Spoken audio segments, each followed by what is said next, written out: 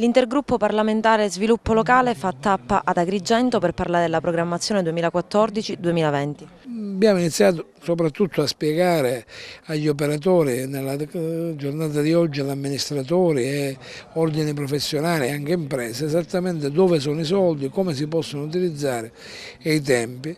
perché credo che in mancanza di ulteriore spesa corrente bisogna immaginare di utilizzare bene. Per la verità anche fatto con la precedente programmazione, anche se responsabilità ci sono l'apparato regionale, che ha lasciato inutilizzati 1 miliardo di progettazione esecutiva e cantierabile dei comuni, preferendo spostare 300 milioni dall'asse 6 alle cosiddette grandi opere. Per cui vorremmo avviare un processo di controllo dal basso nei confronti della nuova programmazione, in un rapporto di concertazione e, se volete, anche di attenta sollecitazione, anche se poi ci sono deputati come me che vorrebbero riviste le ridistribuzioni delle risorse con almeno il 50% dei territori. Ma detto questo, oggi inizia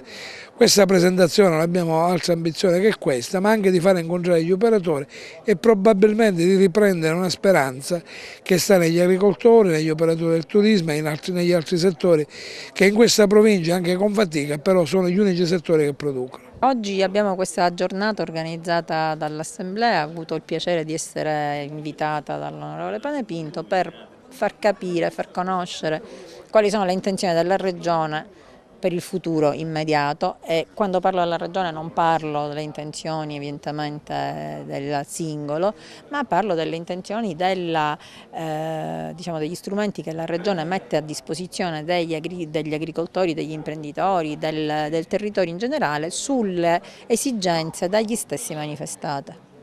Sviluppo locale non solo regionale ma anche in ambito nazionale, e lei ne è il capogruppo. Sì, abbiamo preso spunto da quello che ha fatto l'onorevole Panepinto, ovvero questo intergruppo sullo sviluppo locale, per lanciarlo a livello nazionale. Pensiamo che oggi più che mai, vista la nuova programmazione, bisogna che ci sia la politica a servizio dei professionisti, degli enti locali, delle imprese. Quale migliore forma se non quella di organizzare momenti come questi, che servono per sensibilizzare e comunicare le opportunità. Abbiamo voluto farlo anche a livello nazionale, provando a mettere in rete anche le competenze che ci sono in tutto il panorama nazionale, e con l'auspicio che anche questo serva per il Mezzogiorno d'Italia, per cominciare a crescere con una velocità diversa di quella che ha fatto fino ad oggi. La procedura per arrivare a definire l'accordo di partenariato agricolo, in cui ci hanno detto bene, il 22 luglio scattano i 90 giorni per presentare, scadono i 90 giorni per presentare i programmi. I nostri assessori dei vari